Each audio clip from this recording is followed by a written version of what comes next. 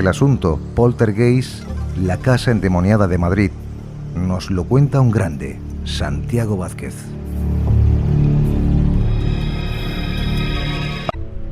Pero antes, como decía, damos paso a este grandísimo divulgador e investigador como es mi buen amigo Santiago Vázquez. Buenas noches. Buenas noches, Javier, buenas noches. Bueno, vamos a intentar contigo, te vamos escuchando, ¿eh?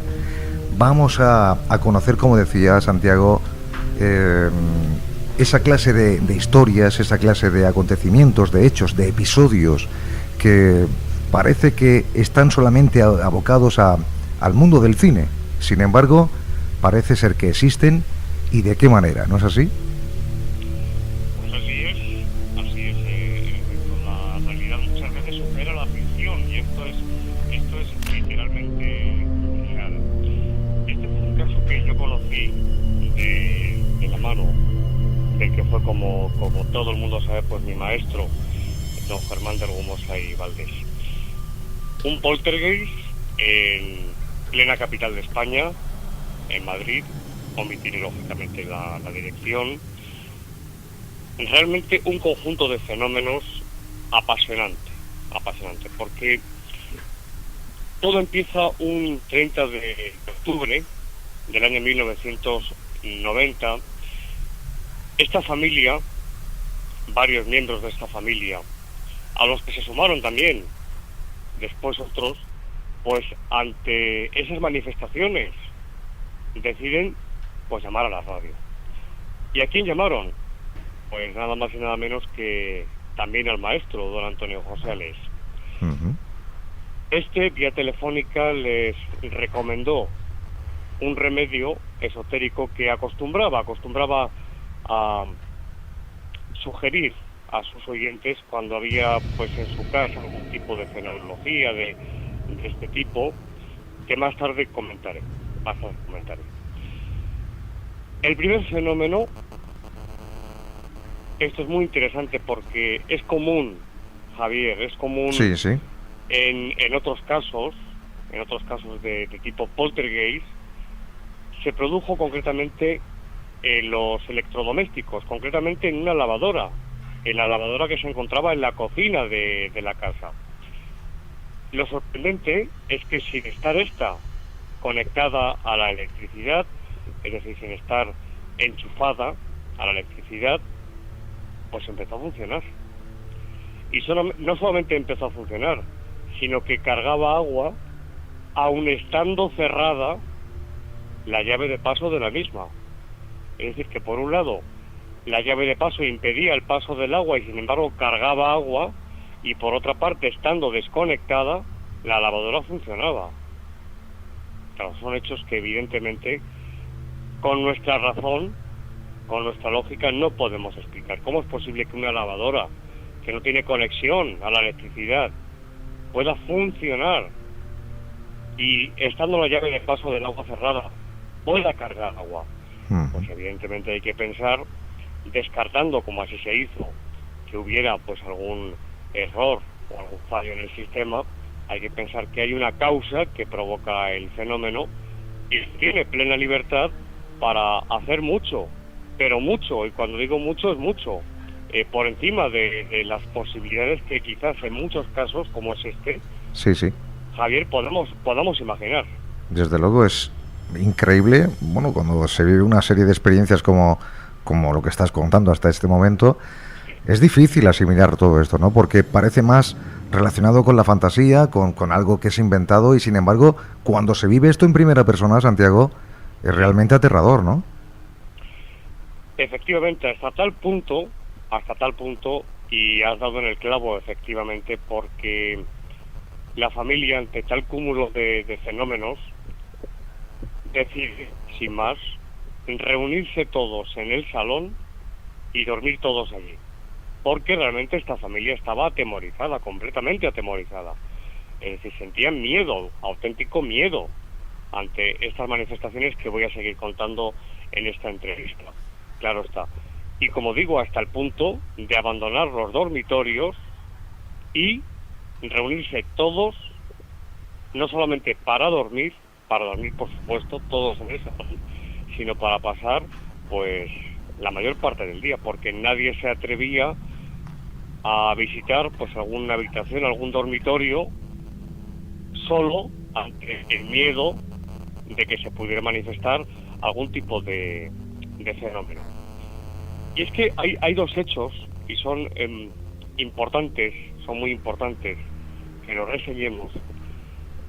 Y es que esa casa, antes de empezar los fenómenos, se habían realizado dos actividades que pueden ser, y lo sabemos, desencadenantes, por ejemplo, en este caso, de un cuadro de poltergeist, de ese tipo de fenómenos. Ujú. También por otra parte, alguna vez lo hemos hablado aquí en otros mundos, pues también lo dicen los exorcistas de la posesión diabólica o de una supuesta posesión diabólica. Y es que en la casa se había practicado, por un lado, el espiritismo, es decir, la vasografía, para que todos los oyentes lo entiendan, la ouija se había realizado no una sola vez, sino en más de una ocasión.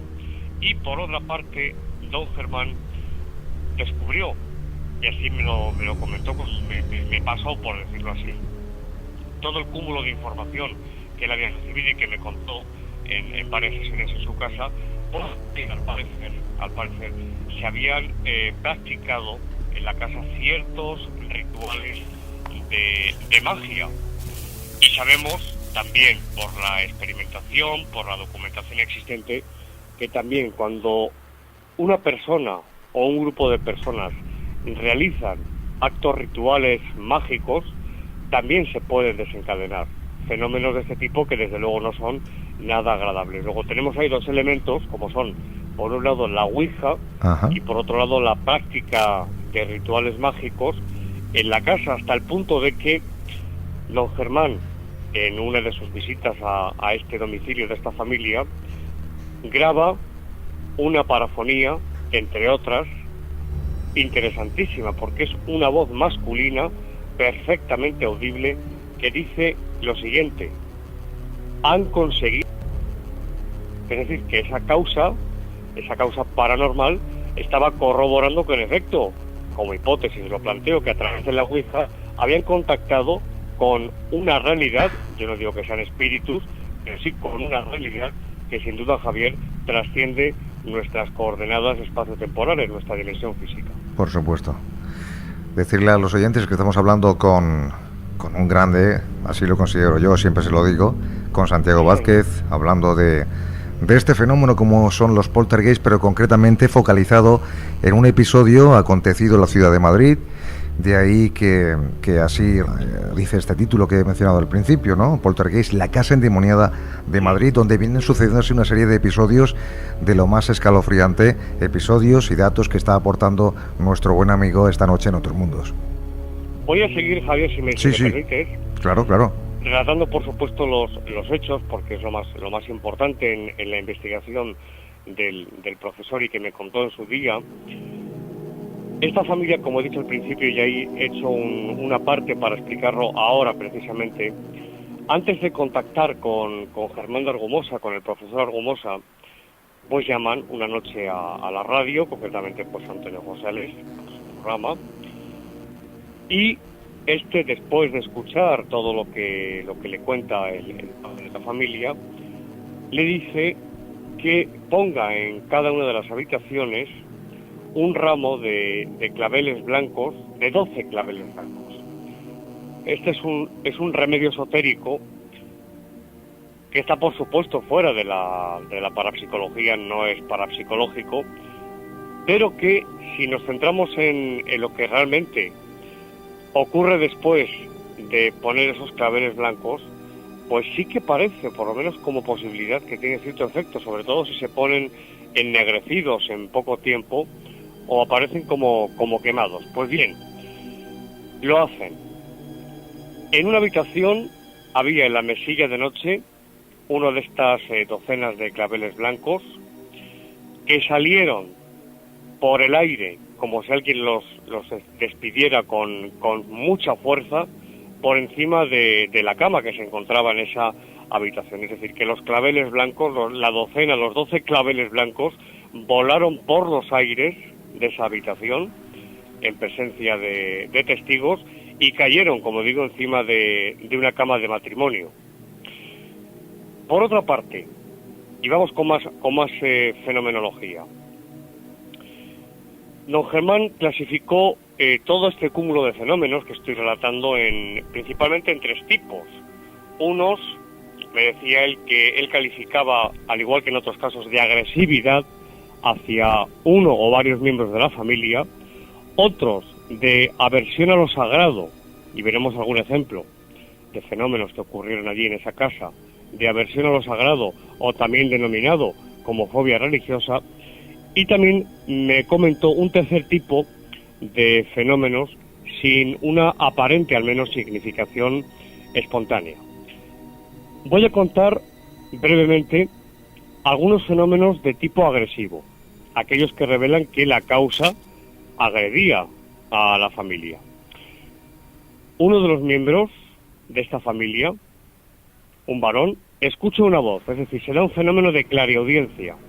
Escucha en su oído perfectamente una voz masculina que le dice lo siguiente: voy a por ti y luego a por todos los demás. Esta fue la frase que escuchó uno de los miembros, concretamente, si no recuerdo mal y tengo anotado aquí en mis apuntes entonces, Javier. Pues bien, esta persona, sí, a raíz de escuchar esta voz que le decía voy a por ti y luego a por todos los demás. Una voz que se escucha, una voz psicofónica. No, en el oído. Se escucha. Se escucha físicamente, él escucha físicamente, un fenómeno de clariaudiencia. Correcto. Se escucha. Se escucha sí. No grabado en cinta magnetofónica. Sí, que no ha sido captado, efectivamente, que no ha sido recogido como una psicofonía, sino que es una voz que se escuchaba allí. Exactamente, en su oído, como si le hablase una persona viva, un ser humano vivo, real, pues se escuchó que se decía esto con un tono de agresividad enorme: voy a por ti y luego a por todos los demás. Pues bien, esta persona, este hombre, a raíz de escuchar esta voz, empezó a ser el blanco de una serie de fenómenos, de agresiones, sobre todo de objetos que salían despedidos contra él, agrediéndole, golpeándole físicamente. Sí. Hubo otro fenómeno, quizás todos son serios, porque el mundo de lo paranormal es muy serio, pero este es más serio todavía porque la causa paranormal tuvo intención de matar a esa familia, porque estaban reunidos, como he dicho al principio, en ese salón donde, por decirlo así, habían establecido su base o centro de reunión ante el temor, el miedo, el pánico en ocasiones. Empiezan a oler muy fuerte, con muchísima intensidad, empiezan a oler a gas. Esto yo lo he conocido en otro caso, una familia donde también se producían fenómenos de efectos físicos, de poltergeist, también, concretamente el primer día, que luego se repitió, afortunadamente siempre, casualmente, se lograba controlar y cerrar la llave del gas. Pues estando la familia en el salón, empiezan a oler muchísimo a gas, acuden a la cocina y el gas, Javier, estaba abierto. Y nadie lo había accionado, estaba la llave del gas totalmente al máximo, abierta, la llave de paso, por supuesto, también, y el gas estaba saliendo. Bueno. Y nadie había accionado ni la llave de paso, ni la llave que daba paso al gas, a la salida de gas. Bueno, pues esto ocurrió también en esa casa de la que hablamos hoy. Un olor muy fuerte a gas, en definitiva, pues la causa lo que está buscando, en definitiva, es hacer daño, y no solamente hacer daño, sino buscar la muerte de la familia por intoxicación. Sí, en este caso, por supuesto, si se abre el gas, eso es porque ella quiere de alguna forma asesinar a los que viven allí, ¿no? Totalmente, pero como te he dicho, Javier, en efecto, conocí otro caso que yo investigué, tampoco hace demasiado tiempo, donde este fenómeno se repitió varias veces, exactamente igual, hasta el punto de, me explicaba la familia, en efecto, ver la llave del gas, eran tres fogones, el más grande de ellos, completamente abierta la llave, y saliendo el gas, pero que si no llegan a percatarse y están durmiendo y no llegan a abrir la puerta de la terraza, pues posiblemente hubieran fallecido. Pero ya no lo hubieran contado. ¿Perdón? Que ya no lo hubieran contado. No lo hubieran contado, en efecto, hubiera acabado con la muerte por intoxicación, claro está.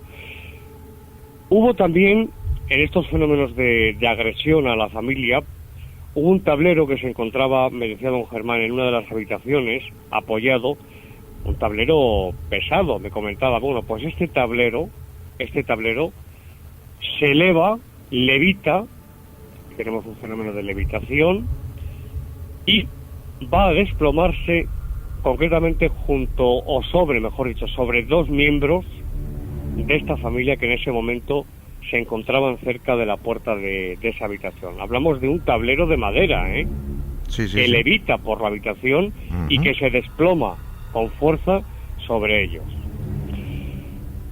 Vamos, si te parece, Javier, si no quieres plantear ninguna pregunta.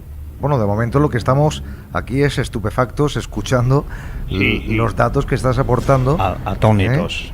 Es verdad, es cierto, No es para menos. Sí, bueno, Harry o Frank creo que quieren comentar también algo. Sí, perfecto. Sí, hola, buenas noches. Sí. Buenas noches. Yo vivo en una casona donde hay efectos poltergeist y Javier también ha sido testigo de eso, pero no es tan agresivo, o sea, tampoco he recibido amenazas así directas como el que mencionas, sino se trata de fenomenología, digamos, más suave o atenuada. Por ejemplo, eso de que se enrosquen solo algunas bombillas que yo había desenroscado para ahorrar energía, de una araña de luz de 6 bombillas y que dejaba siempre 2 y se enroscaban las más, y al encender a veces delante de mí y otras veces después de darle al interruptor. Y bueno, aparte de algunas sombras y las distermias típicas y la alteración de mis perras que están ahí y a veces sin motivo, ¿no? Alguna vez sería interesante si pudieras dar una vuelta por aquí hemos hecho mediciones también y han saltado las alarmas de, creo que el sensor de movimientos, ¿no, Javier? Sí. Y bueno, pues en mi caso pues trato de que la curiosidad siempre sea superior al temor que suscita ese tipo de fenómenos, ¿no? Y como estoy solo en esa casona grande, pues ahí había muerto el dueño y parece que no puede, por algún motivo no puede desprenderse del todo del lugar o trascender, ¿no? Interesantísimo. Sí, interesantísimo. Claro. Lo que indica Harry es, en efecto, como bien sabes, pues podemos decirlo así, la faceta inteligente de la causa paranormal. Sí. Por ejemplo, esto que has comentado de las bombillas, yo recuerdo en el famosísimo caso del bufete de abogados de Rosenheim. ¿Ah, sí? Pues hay precisamente las bombillas y los tubos de luz se desenroscaban poco a poco solos hasta desplomarse, en el caso de los tubos que estaban en el techo, ¿no? Sí, bueno, aquí en mi caso es al revés. Se vuelven a enroscar y yo los desenrosco y pasa un día o una semana, a veces vuelven a enroscarse solos y no se puede explicar por la simple gravedad, porque está en vertical, porque necesita un movimiento de torsión para enroscarse, ¿no? Es que lo interesante aquí, una pausa mínima para la reflexión, es que cuando se intenta explicar, porque como siempre estamos en las hipótesis y se intenta explicar este tipo de fenómenos de tipo poltergeist, dentro de la parapsicología, una de sus ramas, que es la racionalista, como hemos comentado en algún programa, pues en efecto achaca todos estos fenómenos al inconsciente de una persona. O sea, sí, me han dicho que posiblemente yo sea el detonante o desencadenante del fenómeno. Bueno, puede ser, pero lo que quiero decir es que, y es mi opinión particular, no quiere decir que sea así, es lo que yo opino. No se trata de una fuerza bruta, podríamos decir, que queda liberada, energía psíquica, que no deja de ser una hipótesis, que emana del sujeto, el que sea, y que actúa sobre la materia. No, es una fuerza, como ocurría en Rosenheim, es una fuerza controlada, es una fuerza inteligente, y que en este informe que presentaron los físicos del Instituto Max Planck, ¿Te Pues, refieres al famoso caso del profesor Bender? Exactamente, de Ya, Bender. sí, conozco el a caso. Rosenheim, acompañado por supuesto de esta serie de físicos que estudiaron el fenómeno del Instituto, como digo, Max Planck, y la conclusión es que en Rosenheim estaba actuando en ese bufete de abogados una fuerza que ellos no podían catalogar y que no era ninguna de las 4 fuerzas conocidas. Sí, bueno, La gravitacional, la fuerte, la débil y la electromagnética. No era ninguna de las 4. Y ese fue el dictamen de unos físicos, nada más y nada menos que del Instituto Max Planck de Física. En ese caso de Rosenheim hay varios detalles interesantes. Por ejemplo, llamadas al teléfono que da la hora. Cierto. Con cierta frecuencia, es decir, sin que lo hayan hecho ellos. Parece que la chica, era la desencadenante, no se encontraba a gusto trabajando allí y se le hacían demasiado largas las horas, y ella fue la desencadenante en ese caso. Sí. Por citar, otro día si queréis hablamos de Rosenheim, Javier, porque realmente es un tema también, no sé si alguna vez se ha tratado en estos 17 años, ¿no?, de programa que llevas, supongo que pues algún día que quieres que repasemos de nuevo el asunto, pues yo con muchísimo gusto lo podemos hacer. Hay una filmación, y ahora continúo con el caso de Madrid. Sí, claro.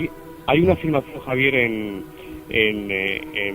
este poltergeist del que hablamos de Rosenheim, que Bender le mostró a Germán de Argumosa, porque eran muy amigos, aparte de colegas, donde un cuadro además de unas dimensiones no precisamente pequeñas, un buen cuadro, un cuadro grande, giró varias veces sobre el clavo, es decir, giró 360 grados varias veces ante el asombro de quien estaba recogiendo esa filmación. Por entonces supongo que tomavistas o en algún tipo de cámara, ni muchísimo menos la tecnología que tenemos hoy en día. Pero eso ocurrió en Rosenheim. Sí. Ese cuadro que giró varias veces con muchísima violencia sobre sí mismo, o ese archivador de aproximadamente 100 kilos que levitó a 30 centímetros del suelo también en Rosenheim. Y la lámpara que empezó a oscilar también. ¿Perdón? Una lámpara también, empezó a oscilar ahí, sí. Sí, la lámpara, efectivamente, la lámpara, que también hay imágenes y que hemos visto en alguna ocasión en la televisión, pues en efecto también la lámpara, y además grande, no precisamente pequeña, se bamboleaba de un lado a otro, y aquello en definitiva, por cerrar este pequeño inciso, pues en efecto se metió la ciencia de por medio, científicos, auténticos científicos, físicos concretamente, y argumentaron y dijeron y afirmaron que en efecto los fenómenos se producían y que no encontraban una explicación para estos hechos.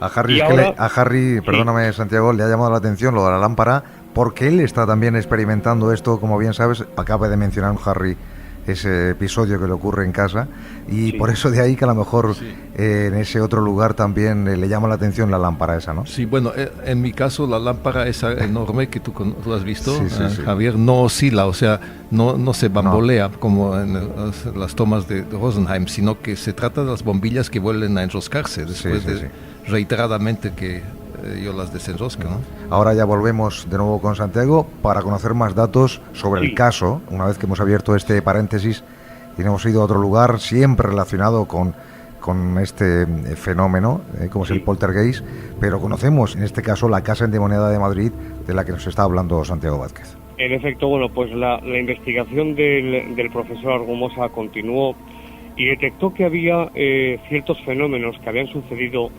en la casa, que él en su denominación calificó como fenómenos de aversión a lo sagrado, o también se puede decir de fobia religiosa.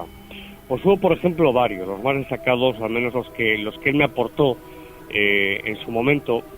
Pues por ejemplo, y este es un hecho que, en fin, yo supongo que a los siguientes de otros mundos, si se ponen en el lugar de esta familia, realmente lo que voy a contar, sinceramente, y lo digo sin ningún tipo de sensacionalismo, les pondría los vellos de punta, porque un niño Jesús que se encontraba en su cuna, este niño Jesús que que besamos en la noche de Nochebuena, en la misa.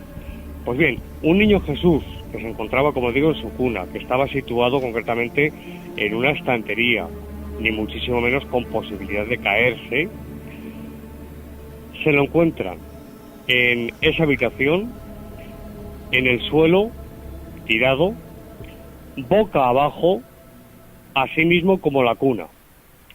Pero esto no es lo más sorprendente, que ya de por sí lo es.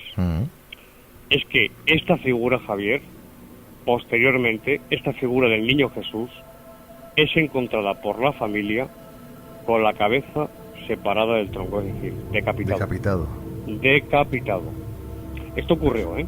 Qué increíble esto. Esto ocurrió. Un niño Jesús decapitado. De ahí que diga que son fenómenos de fobia religiosa o de aversión a lo sagrado, claro está. También ocurrió con una imagen de la Virgen que había en la casa, no muy grande, y que aparece totalmente en su espalda, en la espalda de la imagen, totalmente quemado. Es decir, que se produjo un fenómeno de lo que en parapsicología se denomina pirogénesis, es decir, que salió ardiendo. Salió ardiendo. Una imagen también de la Virgen. Nos encontramos de nuevo con el elemento sagrado. El niño Jesús, la Virgen. Vamos ahora con un crucifijo. Pues un crucifijo que estaba perfectamente clavado desde hacía muchísimos años. Concretamente, si no recuerdo mal, este dato no lo tengo aquí apuntado, creo que fue en la habitación del matrimonio, pues presidiendo la cama del matrimonio, es encontrado ante el sonido que ellos escuchan desde el salón, es encontrado en el suelo, precisamente en esta habitación. El crucifijo, también elemento sagrado. Y un detalle que también comentaba el profesor en una de esas charlas, porque más que reuniones con él, yo creo que eran mini conferencias, ¿no? Para mí todo un privilegio. La familia le había comentado que estando cierto día en ese lugar, reunidos en el salón, escuchan como si se hubiera caído algo de algún sitio. Y revisando la casa, se dan cuenta de que hay en el suelo, en una de las habitaciones donde se encontraban las cintas de vídeo, por entonces de VHS y de Betamax, sí, pues se encontraban en el suelo caídas, totalmente caídas de las estanterías que había con todas las cintas de vídeo perfectamente colocadas. Se descartó que pudieran haber sido, pues simplemente que se hubieran caído estas tres, porque fueron tres cintas únicas, las tres únicas cintas que había en toda esa estantería con vídeos de contenido religioso, que eran las películas de Jesús de Nazaret, la de los 10 mandamientos y la túnica sagrada. Vuelvo a decir y recalco, las tres únicas cintas que había en esas estanterías de contenido religioso. Salieron despedidas de esa estantería y se las encontraron caídas en el suelo. Con lo cual se confirma esa aversión a lo sagrado, ¿no? Claro, en efecto. Es como si esta causa paranormal, y en este caso tenemos que pensar que también preternatural, diabólica o maligna, tuviese en efecto una aversión a lo sagrado o una fobia religiosa. He contado el caso del niño Jesús decapitado, la imagen de la Virgen que se quema por la espalda, el crucifijo que se lo encuentran tirado en el suelo, y por último los 3 vídeos de contenido religioso. Es como si a la causa le indignase, y esto me lo he encontrado en algún caso más.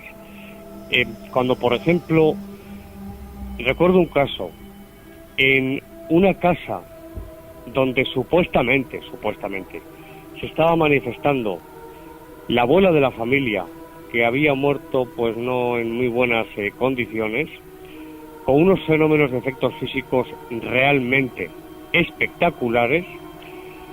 La mesa, es decir, la causa paranormal se manifestaba a través de la mesa, levantando una de las patas y golpeando con fuerza.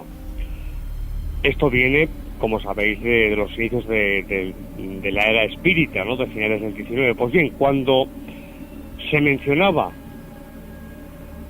en el nombre de Dios, por ejemplo, en el nombre de Dios te ordeno que te estés quieta, se enfurecía y los fenómenos de efectos físicos iban todavía más, se recrudecían. Sí. Ante el nombre de Dios, o de Jesucristo, o de la Virgen. Esto es empírico, quiero decir empírico porque ocurrió en más de una ocasión. En este caso nos encontramos exactamente con los mismos elementos. Y esto da que pensar, Javier. Sí, porque, es como claro, si, no sé, extrapolando esto o siempre pensando que pudieran ser pues espíritus de fallecidos, que en este caso sea una persona que en vida haya sido violenta, que haya sido incluso atea, ¿no? Que Sí. no haya visto nunca bien ningún símbolo religioso, ¿no? Y que en ese más allá tenga un comportamiento similar a como lo tenía en vida, siempre y cuando le demos veracidad que las personas que fallecen siguen estando latentes en otro plano de existencia, ¿no? Sí, en efecto, es una observación muy interesante porque dentro de una concentración de las causas que operan en estos fenómenos, en este caso, claro, se puede barajar la posibilidad, la hipótesis de que en efecto, pues que sea un ser humano que ha fallecido, como muy bien has explicado, pues que durante su vida no profesó ninguna religión, estuvo dentro pues de un ateísmo firme y mantenido, pero claro, cuando nos encontramos con fenómenos, y estamos ahora dentro de la filosofía de la parapsicobiofísica o parapsicología, haciendo filosofía del fenómeno, cuando nos encontramos con hechos, como en este caso de esta noche de esta casa de Madrid, tan refinados, las tres únicas cintas de contenido religioso en el suelo, el niño Jesús decapitado, la Virgen que se chamusca y se quema, el crucifijo que da vueltas y se cae al suelo. Son fenómenos que, en mi opinión, trascienden la mera condición humana de la causa paranormal. Yo creo que la naturaleza de estas causas que operan cuando se dan este tipo de fenómenos no pertenece, lo digo como hipótesis, pero no pertenecen a una naturaleza humana, post-mortem. Yo creo que tendríamos que empezar a pensar en la posibilidad de una causa preternatural, maligna o diabólica, sean lo que sean los demonios, porque yo ahí tengo personalmente mis dudas. No sé si son ángeles caídos u otro tipo de entidades. Pero lo que sí tengo claro, Javier, es que no son seres fallecidos, no son muertos, para que todo el mundo nos entienda. No son personas que han muerto. No. Es que va más allá de todo esto. Es como cuando hay personas que tienen una supuesta, por ser prudentes, posesión diabólica, y tienen conocimientos, citaré solamente puntualmente este caso, tienen conocimientos profundísimos, siendo en la vida normal y cotidiana, en muchos casos, pues analfabetos o con una formación cultural escasísima, y sin embargo en esos trances diabólicos tienen unos conocimientos teológicos y de exégesis bíblica realmente profundísimos. Entonces ahí está actuando una causa que, en mi opinión, debemos conceptuar como preternatural. O sea que ya es como si cruzáramos un terreno y nos introducimos en el terreno, dijéramos, satánico, ¿no? Cierto. Es mi opinión, hipotética, claro está, por supuesto, como no, pero es prioritaria. Yo me he encontrado no hace mucho, Javier, con una mujer, concretamente, cercana a los 50 años de edad, que lleva desde hace algunos meses, pude incluso comprobar cómo en su habitación una imagen, en este caso una fotografía de la Virgen, y voy a decir qué Virgen es, la Virgen de Prado Novo del Escorial, la Dolorosa. Ella se va al baño y cuando vuelve, estando en el baño, se estaba peinando, empieza a oler a quemado. Y claro, sigue su olfato a ver de dónde procede eso. Se encuentra en su altar, un pequeño altar que tiene en su habitación, se encuentra con la imagen de la Virgen ardiendo. Esto ha ocurrido. Increíble. Yo creo que casi que estaría también de acuerdo, como dice Santiago, sobre todo por la fuerza, ¿no? Por la brutalidad de los fenómenos, cómo se producen, que quizás está fuera de lo que podría ser una fuerza normal de un hipotético ser fallecido, sino que está más en ese terreno del cual nos habla Santiago. Un momento, Santiago, porque te quiere comentar algo mi compañero Fran Escandel. Hola, Santiago, buenas noches. Buenas noches, buenas noches.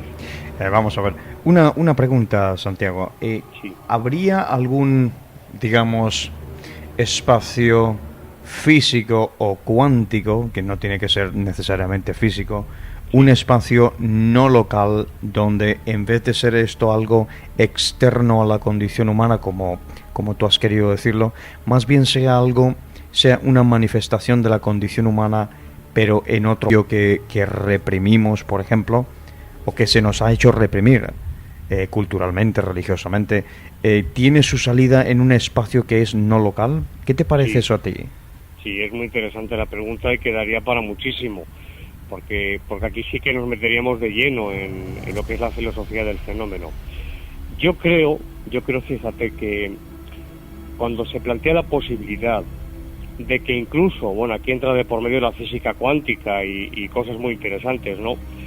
De cosas que acontecen en nuestro nivel ontológico, es decir, en nuestra dimensión física, que pueden tener su repercusión o un paralelismo o una concomitancia en una dimensión paralela, esto no se puede descartar.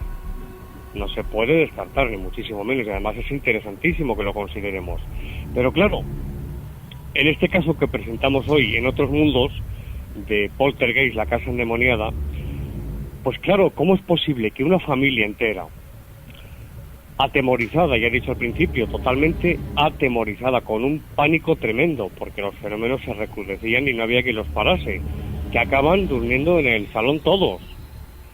¿Cómo es posible que, si es la mente de uno o de varios de los presentes, Sí. provoquen toda esta serie de fenomenología?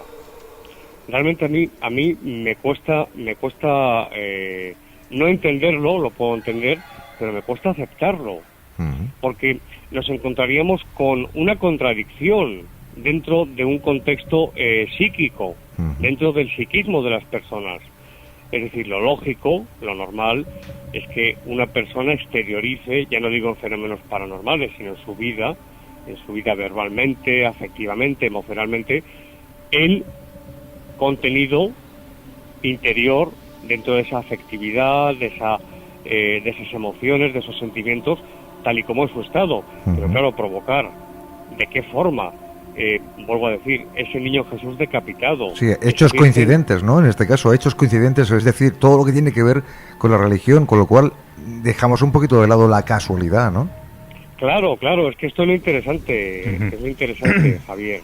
Y claro, vamos al principio de esta entrevista, cuando he dicho que, y ha sido un comentario breve, pero es importante retomarlo, que cuando una persona empieza a experimentar lo que se conoce como circundatio en demonología, es decir, fenómenos no ya de orden intrínseco a la persona, no ya de forma subjetiva, sino fenómenos físicos que le indican que una causa está rondando a esa persona, pues la primera pregunta que un exorcista hace, y hablo de un exorcista bien establecido, un sacerdote católico exorcista, la primera pregunta que hace es: ¿ha practicado usted algún tipo de ritual mágico o ha practicado el espiritismo? Esa es una de las, si no la primera, una de las primeras preguntas que se le hacen a una persona. ¿Por qué sabemos? Por precisamente la documentación, la información, la casuística, que en ella tenemos que apoyarnos para el estudio y divulgación de estos fenómenos, que posesiones cuando son reales, que son muy pocas, pero las hay, posesiones y fenómenos de infestación de casas, como pueda ser el caso de esta noche, se dan a raíz precisamente de la invocación y convocación de entidades espirituales. No olvidemos que la magia, tema para otro día apasionante también, la magia, cuando una persona, y no hablo de aficionados, porque magia con un libro pésimo de los muchos que hay, podemos hacer todos. No. Hablo de personas que que son realmente y lamentablemente profesionales, si se puede decir así, y que saben perfectamente lo que hacen. Bueno, pues esas personas, cuando hacen esos rituales de magia, Sí. que la magia es amplísima, claro, podemos hablar de muchísimos tipos de magia, están convocando a demonios, Sí. a demonios. Están convocando e invocando a demonios para que con su concurso se provoquen X efectos. Es decir, pues por ejemplo, hacer daño a una persona, incluso provocar la muerte de la persona. Esto lo apuntan tanto pues el Padre Amor como Fortea, Balducci, Amantini, etcétera. Otros sacerdotes, exorcistas. Sí. Que se cumpla o no, yo no tengo conocimiento a día de hoy de que un maleficio, por ejemplo, haya acabado con la vida de una persona, pero sí que se ha podido intentar. Sí. Sí que se ha podido intentar. Sí. Y es precisamente lo que intentan estas causas, como el caso de esta noche, Sí. pues hacer la vida imposible de esta pobre familia, y no solamente eso, sino que abren el gas para que se intoxiquen y fallezcan. Y fallezcan. Sí, Claro. Es un Es que es episodio muy serio el clarísimo, sí. asunto. Te quiere, ya brevemente os pido a los dos, a Fran Sí. la pregunta y a Santiago en la respuesta, por favor, si puede ser lo más breve posible cada Perfecto, uno. muy bien. Adelante, Fran. Sí, Santiago, simplemente reitero la pregunta desde ese punto de vista. Cuando hablamos de espiritualidad, desde mi punto de vista, no existe noción del bien y el mal. Aquí hay una fobia o hay unas manifestaciones violentas hacia iconos religiosos, en este caso. Entonces estamos viendo solamente un lado de la ecuación. Por eso digo que esto más bien, en vez de estar ellos convocando estas entidades, yo soy digamos que de la corriente, por decirlo así, de que están evocando, es decir, llamando hacia afuera algo que llevan dentro y que de alguna forma se manifiesta exteriormente. Es porque hay un encono hacia un lado de la palestra, digamos, hacia los iconos religiosos. Es decir, se muestra como algo maligno. Y eso espiritualmente no es correcto, porque espiritualmente la espiritualidad superior no contempla el bien y el mal. El bien y el mal es un concepto más bien humano. ¿Qué te parece eso? Pues me parece un apunte muy interesante, aunque desde un punto de vista teológico yo personalmente no contemplo, puesto que en efecto yo sí considero teológicamente que existen el bien y el mal. Es decir, ¿qué es el mal? Recuerdo una entrevista hace tampoco demasiados años, cuando estando exponiendo un caso parapsicológico, el locutor me pregunta: Santiago, ¿qué es el mal? Me pregunta. Claro, era una pregunta que en ese contexto no venía a cuento, es decir, se salía de lo que era mi exposición del asunto. ¿Qué es el mal? Pues yo lo contesto teológicamente lo que es el mal, brevemente. El mal es una transgresión de las leyes de Dios, de la ley divina. Eso es el mal. Yo sí que creo que hay, vamos a decirlo así, como también lo decía el profesor, ya que fue un caso investigado in situ por él, yo sí que creo que hay fuerzas, él decía fuerzas, causas, que son malignas, otras que no son malignas, son benignas, Sí. pero en este caso, en el de hoy, en el que hemos presentado en otros mundos, hay fuerzas muy peligrosas. No jueguen ustedes, por favor, amigos oyentes, con el espiritismo. Es un tema muy serio, muy peligroso. La magia, ni les cuento. Por favor, manténganse al margen de todo esto, porque esas cosas suceden. Una familia, Sí. como hemos visto, que a raíz de unas sesiones de espiritismo y de rituales mágicos empiezan un calvario, un auténtico infierno, y nunca mejor dicho, de fenómenos que eran imposibles de erradicar. Así que, por favor, mucha prudencia. Yo sigo pensando que los poltergeists, esa fuerza desmedida, es la misma fuerza que muchos seres humanos muestran en vida. Hay personas inmensamente agresivas, inmensamente violentas y otras no tanto. Quizás sea una respuesta entre tantas muchas otras que pueden ser para explicar un fenómeno como los poltergeists, y en este caso lo que vivieron o han vivido esta familia en Madrid.